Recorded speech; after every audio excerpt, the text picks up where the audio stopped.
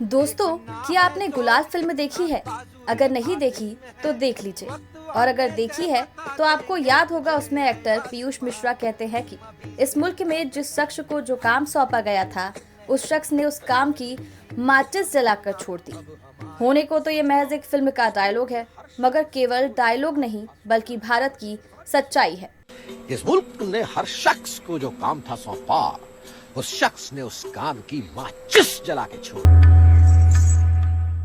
हमारा देश कोरोना से बुरी तरह लड़ रहा है, मगर क्या जो नुकसान आज हम झेल रहे हैं ये कम नहीं हो सकते थे अगर सभी ने अपना काम सही से किया होता। जिन्हें भी जिसकी जिम्मेदारी दी गई उसने उस जिम्मेदारी को निभाया होता। सबसे कड़वी बात तो ये है कि इस देश में एक आम आदमी से लेकर प्रधानमंत्री तक अपने दायित्वों को सही से नहीं निभाता।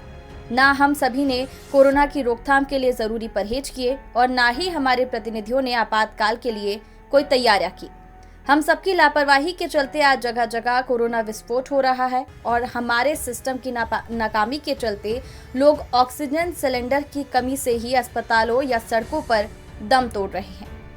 पिछले साल कोरोना फैलने से लेकर अब तक भारत में ना जाने कितनी बार ऐसी जगहों पर भीड़ उमड़ी जो नहीं उमड़नी चाहिए थी, फिर वो चाहे कोई आंदोलन हो, मेला हो या नेताओं के रोड शो, जिसके लिए हम सभी जिम्मेदार हैं और देश की हर पार्टी जिम्मेदार है, सत्ताधारी पार्टी तो विशेषकर।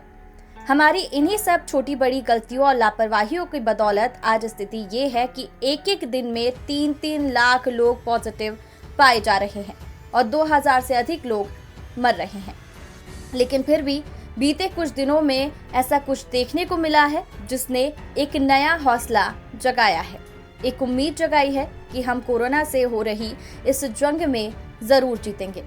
पिछले कुछ दिनों में केवल सोशल मीडिया पर ही नहीं, ग्राउंड लेवल पर भी कई छोटी छोटी टीमें बनी हैं जो एक एक पेशेंट के लिए पूरा एफर्ट लगा रही है, कोई भी महामारी की मौत से ना मरे। कहीं कोई मिलकर ऑक्सीजन सिलेंडर जुटा रहा है तो कोई प्लाज्मा या इंजेक्शन की व्यवस्था करने में लगा हुआ है।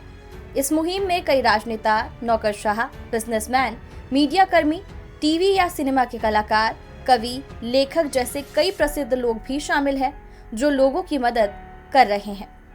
कोरोना के आपातकाल के बीच जिस तरह आम लोग और खास लोग मिलकर अनजान लोगों की मदद के लिए हाथ पैर मार रहे हैं, वह काबिले तारीफ तो है ही, मानवता को जिंदा बचाए रखने की भी एक मिसाल है। लेकिन इस बीच एक हड़बड़ी और घबराहट भी कई लोगों में दिख रही है।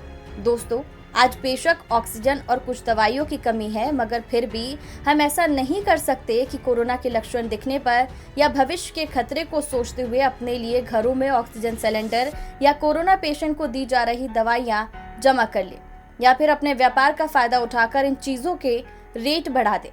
अगर कोई भी ऐसा करता है तो यकीनन मानिए वो एक कातिल से बढ़कर कुछ नहीं, क्योंकि ये ऐसी चीजें हैं जो उन्हीं के पास होनी चाहिए जिन्हें उसकी तत्काल जरूरत है।